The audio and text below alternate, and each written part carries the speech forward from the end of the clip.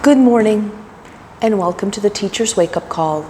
I had to show you the final look of my classroom because yesterday morning I got a very lovely surprise. A new smart TV. I know. We are spoiled. We are blessed. Okay, we are privileged. I am very well aware of that.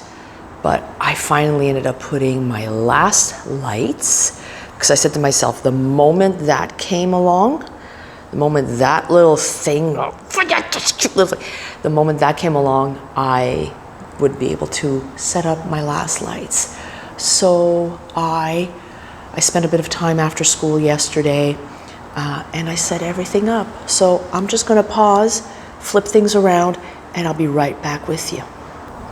I'm still trying to figure out what's my best angle in this classroom, so I might not always film here because I love the tree. I love the tree outside my classroom, but it's not giving me as much natural light as I would like.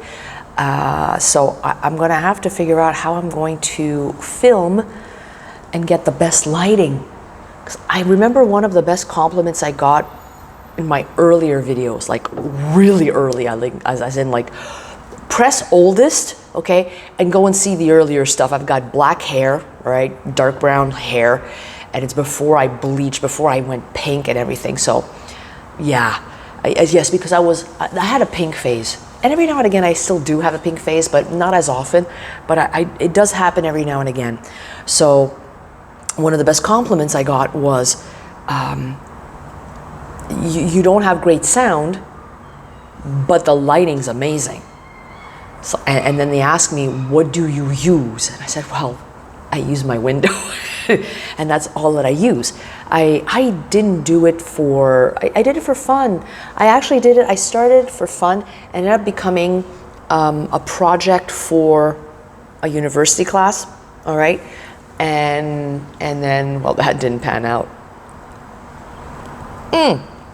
Good morning, I'm Madame la Prof. For those who are new here, I'd like to thank all the new subscribers. I do shorts sporadically. I'm not the shorts kind of person, all right? I don't do reels often. Every now and again, I will do one when I have something to say that is quick, that is not complicated. I am horrible at editing. I don't use any of those fandangled programs, Adobe, DaVinci, whatever they're called. I use CapCut because up until fairly recently, I used Windows Movie Maker. Yes. And it worked beautifully until very recently. I would upload the video and it wouldn't recognize the clip that I upload. I is sad.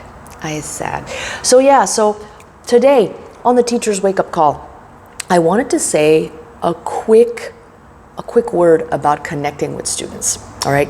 So I've been told often that I have a good rapport and a good connection with my students.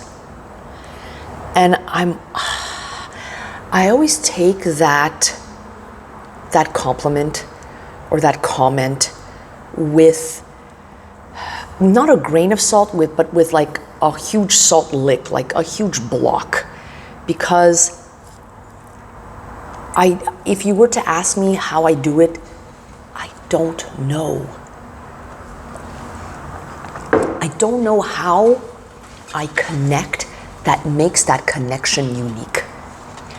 So perhaps the only thing I could say as a 27-year veteran in teaching, be yourself. Now, I was often told in interviews, when I used to interview to become an administrator, be yourself. And often backfired, because apparently being myself is not conducive to getting an administrative post. But with students, being yourself is important. Because I've often said that students have a very good Bull S-H-I-T meter, okay? And they recognize, I'm only spelling it because, you know, who knows, one day I might get monetized. One day, you know. But until such time as it's 261 subscribers and not 261,000 subscribers, I could probably say bullshit, but anyway. So they have a good bullshit meter, right? They can detect when you are full of yourself, when you are lying, when you are not being yourself. And for, like, I'll give an example. A teacher will show up in a shirt and tie, dress pants, dress shoes, and might be beloved by many students. But also, if what the teacher is saying makes no sense to them, or doesn't feel authentic, or it doesn't feel genuine, the students won't care if you're dressed for the job, okay? A teacher could be wearing sweatpants or yoga pants or leggings or shorts or whatever, jeans. And I know, and I'm specifically mentioning this attire because there are still certain school environments that are very strict when it comes to teachers' attire, and they won't even allow something like a pair of jeans, all right? Let alone sweatpants. So a student might be faced with that teacher, and if they feel that what the teacher is saying is authentic, is truthful, is genuine, they will trust that teacher more, and they won't care about the attire. Now, parentheses, I always say you have to dress for the context, okay? And I'm not trying to single out specific people or students and the way that they dress, but I do believe that you have to dress for the context. That doesn't mean that I'm not going to wear, like, jeans. I do wear jeans at school. And I'm not going to be very long on that parentheses, but I'm also going to wear leggings when it's a day of, like, physical activity, like the Terry Fox Walk, for instance. I'm going to do that. Or I'll wear sweatpants on more casual days when it's a theme day. But yeah, so students will, that's the end of the parentheses, by the way, okay? So a student will not necessarily connect with me based on, like, my attire, but more like my behavior. I'm myself, so I will joke, I will laugh, I will narrate, I will tell stories. I'm not just there to teach, I'm there to make the learning experience enjoyable. Because let's face it, and I'm not saying it's a generational thing, we live in a society where people, not just students, where people will disconnect quickly when the content or the topic is not interesting. Which is why when there are some people who spend the entire, like, 8 to 10 minutes watching my video, I take it as a compliment. So I have to make it interesting for them to stay hooked. That doesn't mean I will be doing a song and dance, although I have been known to do that from time to time. But for instance, I joked yesterday because there was a kid literally falling asleep, the desk, like, right there by the door, and I said, it takes real talent and skill to fall asleep in my class because I am loud, I make noises, all right, and I move around. I don't stay in the front. I am walking across the room because they need to stay awake. They need to be connected. And to me, I think that appeals to them. It might not appeal to everyone, but it appeals to them, to my students, to my clientele. And that's how I connect with them. I will also be cringy I will also say, I will also say like the popular expressions, and I use the air quotes because they're no longer a thing, they're no longer popular. But I will become that auntie that is trying to be cool by saying the awkward things and the weird things, and they will snicker. They will snicker. But I'm very well aware. Like I was once told, like, your jokes aren't funny. It's like, I know they are not funny, but I'm saying them anyway. Like I'm saying them because they are not funny, and it creates like an awkward moment. I am very self-aware. I know that. My jokes are dad jokes delivered by a 50-year-old woman. Okay? So yeah. Okay. That's my shtick, that's my thing. I play music in the morning, and it's like they like that. They don't necessarily like always the choice, but they'll realize like, oh, okay, my parents used to listen to that, and there's something comforting sometimes when you do that, or when you ask them what kind of music you like, and then the next day you play that music. Oh, then they're like, okay, she's paying attention.